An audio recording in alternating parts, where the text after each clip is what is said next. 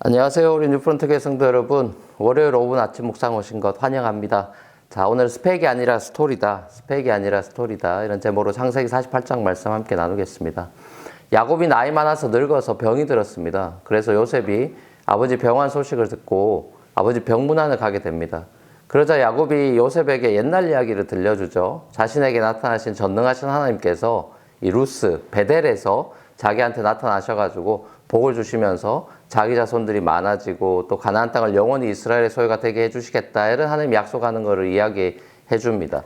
그리고 요셉의 두 아들 에브라임하고 므낫세를 야곱의 유산을 이어받을 그런 상속자 같은 아들로 삼겠다 이야기하죠. 쉽게 말하면 야곱의 유산의 두 몫이 요셉에게로 돌아간다는 소리죠. 그래서 우리가 알다시피 여호수아서 보면은 가나안 정복 전쟁이 끝나고 나서 땅 분배할 때 므낫세는 반으로 나눠져서 각각 그 땅을 기업으로 받는 걸 보지 않습니까? 그래서 므낫세 반집하다 이런 표현이 나오는 것도 우리가 보게 됩니다. 이스라엘 가족을 구원한 이 요셉 지파가 누리게 되는 이 더블 블레싱의 모습을 보게 되죠. 섬김을 많이 한 사람들에게 하나님의 더 큰 복이 주어지는 그런 모습인 셈입니다. 이 노년의 야곱이 요셉의 두 아들을 축복하는 장면에서 야곱은 장자 므낫세랑 차자 에브라임에게 이 손을 바꿔서 얹습니다. 요셉은 이게 못마땅해가지고 이 아버지께 축복한 손이 이렇게 바뀌었어요 라고 이렇게 말씀드리니까 야곱이 I know 하면서 그대로 차자 에브라임에게 더 풍성한 복을 약속하게 됩니다. 자, 이게 뭘 보여주는 걸까요? 창세기를 우리가 쭉 보면은 장자권이 장자한테 안 돌아가고 차자한테로 돌아가는 모습을 우리가 봅니다.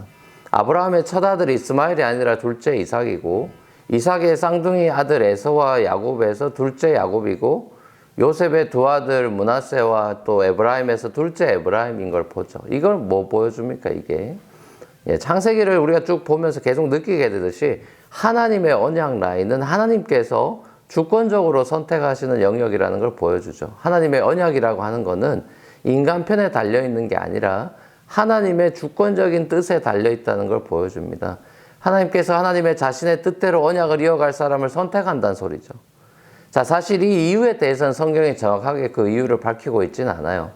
하지만 아무튼 하나님께서 개인과 이스라엘 가정과 이스라엘이라고 하는 한 나라를 하나님의 뜻대로 다스리고 이끌어 가신다는 하나님의 이 리더십, 주권적인 리더십에 대해서 이 모세오경은 계속해서 말합니다. 또 우리가 오늘 본문에서 적용점으로 좀 생각해 볼 부분은 이 다음 세대를 축복하는 이 부모의 신앙이라는 부분입니다. 우리가 유아 세례를 베푸는 이유도 보면 이 언약의 하나님을 우리가 고백하고 믿기 때문이죠. 우리가 가지고 있는 신앙이라고 하는 것이 다음 세대에게로 자녀에게로 물려져야 하는 가장 소중한 유산이고 복이라는 사실을 우리가 깨닫고 자녀들을 부모가 마음껏 축복해 주는 것이 너무 중요하죠. 저도 어릴 때부터 아버지 안수기도를 정말 거의 매일 받으면서 부모님으로부터 사랑과 축복을 받으면서 자랐습니다. 부모님의 축복은 하나님의 그 하늘로부터 오는 사랑이 담겨있는 진심 어린 축복이기 때문에 너무 소중하고 가치가 있죠. 누군가가 대신해 줄 수 없는 거죠. 자녀의 신앙에 가장 큰 영향을 끼친 사람이 바로 부모이고 부모가 자신의 삶 속에 역사하신 하나님에 대해서 이야기해 주는 것보다 더 좋은 신앙교육이 없죠. 결국 신앙교육이라고 하는 것이 부모 입에서 자녀 입으로 이어지는 거고 부모 삶에서 자녀 삶으로 이어지는 것이죠. 사랑하는 우리 뉴프런트 교회 성도 여러분, 점점 더 신앙의 대물림이 끊겨지고 그래서 다음 세대들이 모태신앙이지만 하나님의 축복으로부터 멀어져 가고 교회 잘 안 나오고 하는 이런 시대 속에서 우리 교회 가정들은 다음 세대들에게 신앙의 유산을 잘 대물림할 수 있는 그런 가정이 되면 참 좋겠습니다. 그러려면 내 삶 속에 간증이 많이 넘쳐나야 합니다. 자녀들에게 들려줄 이야기, 스토리가 있어야 된다는 소리죠. 자녀들에게 정말 필요한 건요, 스펙을 많이 쌓아주는 것이 아니라 가정 속에 역사하시는 하나님의 스토리를 많이 들려주는 겁니다. 여러분 가정에 하나님이 써내려 가시는 그 스토리가 풍성한 가정이 되셔서 여러분의 자녀들이 여러분보다 더 훌륭한 신앙의 인물들로 배출되고 하나님께 쓰임받는 그런 영광을 누리는 그런 저와 여러분이 되시기를 우리 주님의 이름으로 간절히 축원합니다. 참 기도하시겠습니다.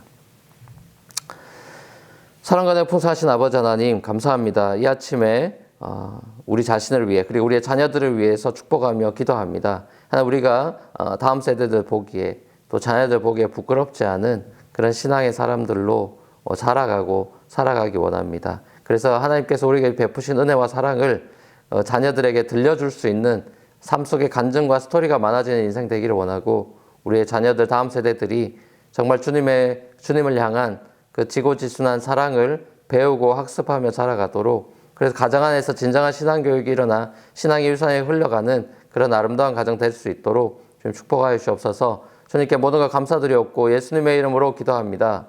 아멘. 자, 감사합니다. 오늘도 평안한 하루 되십시오.